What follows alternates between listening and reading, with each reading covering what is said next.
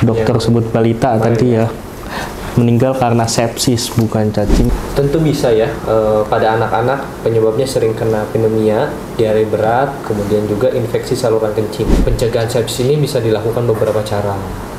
Salah satunya yang pertama itu menjaga kebersihan, menjaga kebersihan diri maupun lingkungan. Ada namanya pengobatan tibu nabawi yang sangat luar biasa.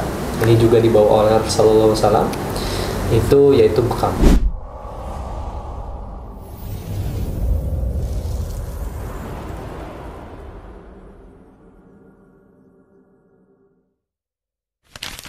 Assalamualaikum warahmatullahi wabarakatuh. Kembali lagi bersama kita di podcast Bincang Sehat bersama Pusat Bekam. Nah, kali ini kita akan bahas lagi nih berita yang emang lagi serius nih dan juga dianggap sepele oleh masyarakat, yaitu penyakit sepsis ya. Nah, ini baru-baru banget sempat dibahas bahwasanya ada kasus-kasus yang terkena penyakit sepsis atau virus atau bakteri ya. Itu biasanya bayi, kemarin ada berita bayi di Sukabumi meninggal, balita ya. Yang katanya cacingan. Ternyata telah diteliti dan telah ternyata sepsis ya. Oke, nanti kita akan berbincang berita itu ya. Nah, alhamdulillah kita nanti akan bahas berita apa sih itu sepsis, dan juga gimana cara pencegahannya dan juga gimana cara pengobatannya gitu. Boleh saja. Oke. Nah, pertama kita luruskan dulu ya. Sebenarnya cacingan ini biasanya dialami oleh anak-anak ya. Betul. Tapi biasanya juga karena kurang menjaga makanan dan juga lingkungan. Gejalanya biasanya banyak ya, ada kurang nafsu makan dan juga berat badan turun tuh orang kecil-kecil lah. Iya. Nah, sebenarnya sepsis apa hubungannya sih sama isu cacingan itu, Pak Ruki? Ya, perlu dipahami bahwasannya anak yang sering sakit, kurang gizi, atau cacingan bisa rentan kena infeksi. Nah, di sini kan memang cacingan itu tidak langsung menyebabkan kematian, tapi memang bisa menurunkan daya tahan tubuh anak. Nah, infeksi ini yang tidak terkontrol itulah yang disebut dengan yang bisa memicu dengan adanya sepsis tersebut. Sepsis ya. Gitu. Oke, sepsis ya. Boleh ditampilkan coba. Nah, dokter sebut balita tadi ya, meninggal karena sepsis bukan cacingan. Nah, sebenarnya banyak nih mungkin ya. Iya. Karena memang tadi saya lihat dia cacingan, kemudian juga cacingan itu menyebabkan tadi adanya infeksi ya. Infeksi ini yang tadi menyebabkan sepsis. Oke. Mungkin di sini banyak ya yang belum tahu ya sebenarnya apa sih itu sepsis ya. Sebenarnya sepsis itu apa sih, Pak? Sepsis itu adalah kondisi di mana gawat darurat medis ketika infeksi dalam tubuh menjadi sangat parah, sehingga menyebabkan peradangan menyeluruh, kemudian juga tubuh kita itu seperti kayak melawan diri sendiri. Kalau terlambat ditangani itu bisa berujung kegagalan atau bahkan kematian. Biasa ya. Berarti sebenarnya sepsis ini bukan kayak COVID ya. Kalau COVID itu kan penyakit baru. Iya. Nah, sepsis ini sebenarnya penyakit udah lama gitu. Tapi kenapa banyak orang Indonesia yang belum tahu ya? Memang sepsis ini kan udah lama ya. Sepsis sebenarnya sudah lama dikenal dunia medis, kemudian juga tapi sosialisasinya kurang di Indonesia tersebut.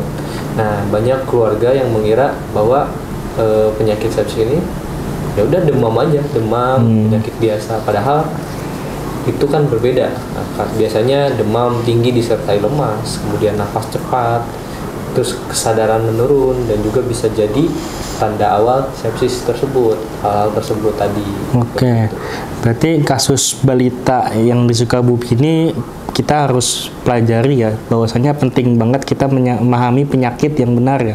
Ini nggak semua demam itu demam, tapi bisa jadi ada faktor-faktor lain. Betul.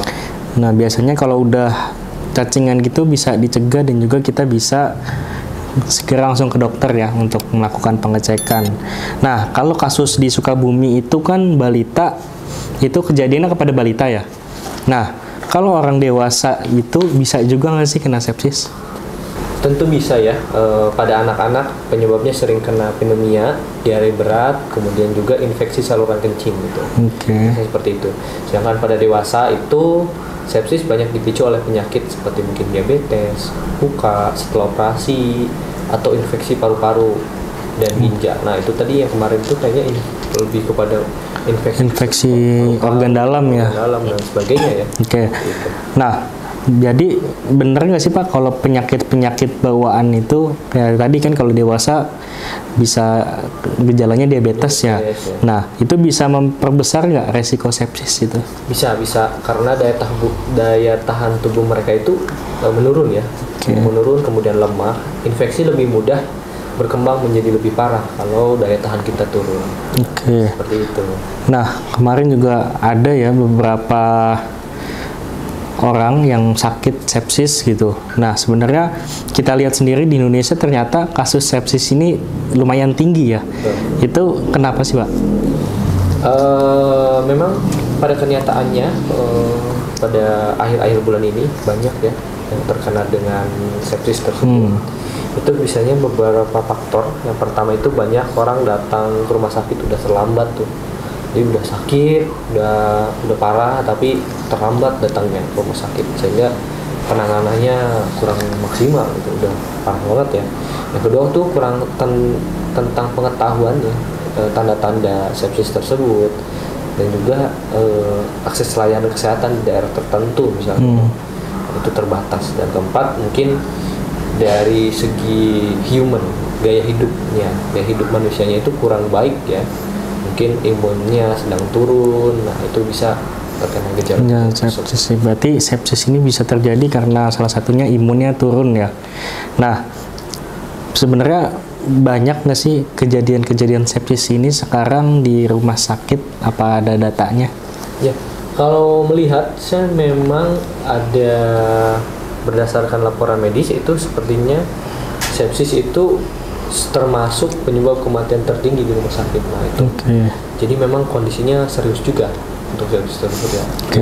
Virus bakteri yang tinggi sehingga ada terkena infeksi di situ. Nah biasanya tadi gejalanya hanya panas ya, panas tinggi. Tapi pas dicek virus dan bakterinya tinggi. Jadi perlu diperhatikan juga ya, sangat bahaya sepsis ini. Nah, coba sekarang kita bahas lebih lanjut ya. Sebenarnya gimana sih cara pencegahan sepsis? Nah, kalau kita secara medis kan kita udah tahu ya, pasti kita harus menjaga kebersihan, imunisasi, dan juga segera berobat. Nah, kalau sakit itu kalau dari segi medis. Nah, gimana kalau pencegahan ya? Menurut Tibun Nabawi, yaitu kesehatan yang udah dianjurkan dari dulu oleh Nabi kita, Nabi Muhammad SAW. Itu gimana Pak cara pencegahannya?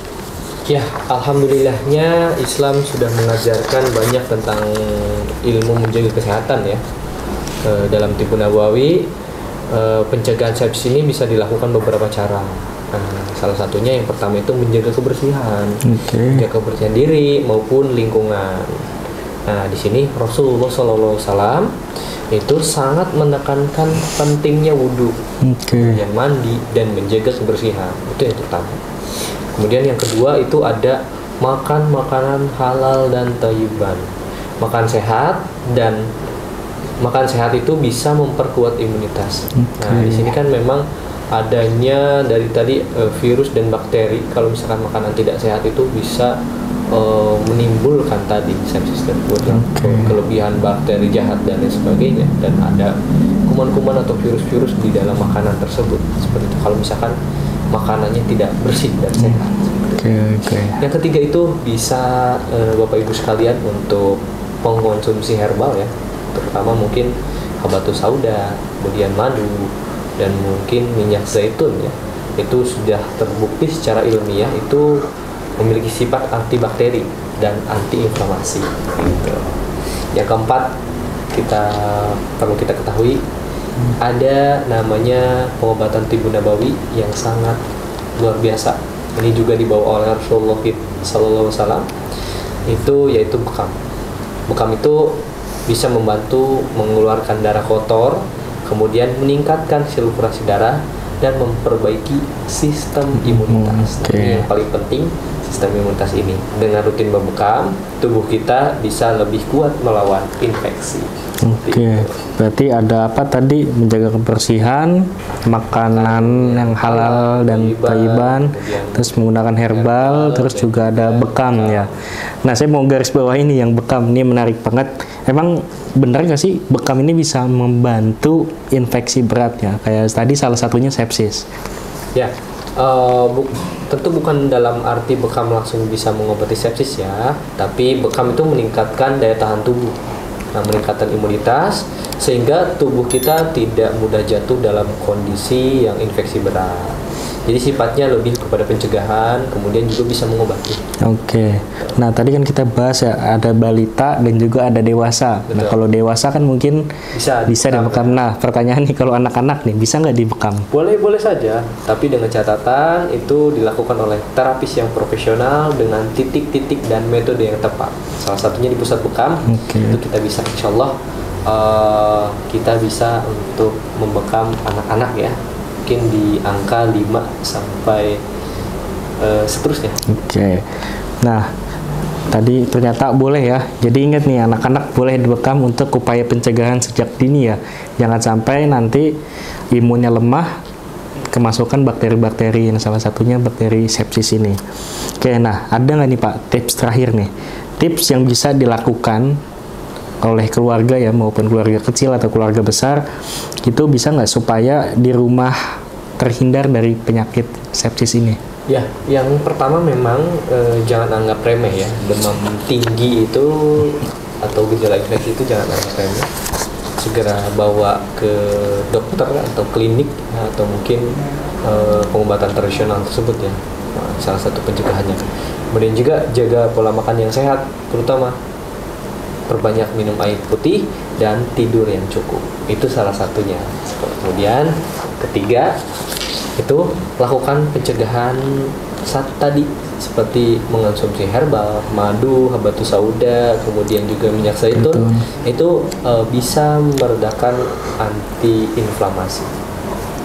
Nah, itu. Dan jangan lupa rutinlah berbekam minimal 1 bulan sekali. 1 kali, oke. Keempat, biasakan gaya hidup bersih tuh, karena kebersihan itu sebagian dari iman. Oke, Masya Allah ya, luar biasa sekali penjelasan kali ini. Jadi kita belajar apa itu sepsis, dan juga pencegahannya gimana, dan juga bagaimana cara mengobatinya. Oke, jadi Sobat Sehat, semua bisa lebih waspada ya dari bahayanya sepsis ini, dan juga kita bisa banget nih mempraktikkan bahwasanya ada pengobatan tibun nabawi ala Rasulullah yang tersedia di pusat bekam. Yang pusat bekam ini udah tersedia banyak ya di 39 cabang. Jadi untuk sahabat sehat jangan lupa ya, jaga diri, jaga keluarga, dan juga insya Allah sehat selalu. Jangan lupa yang nonton video ini di like, comment, and subscribe. Sekian, wassalamualaikum warahmatullahi wabarakatuh.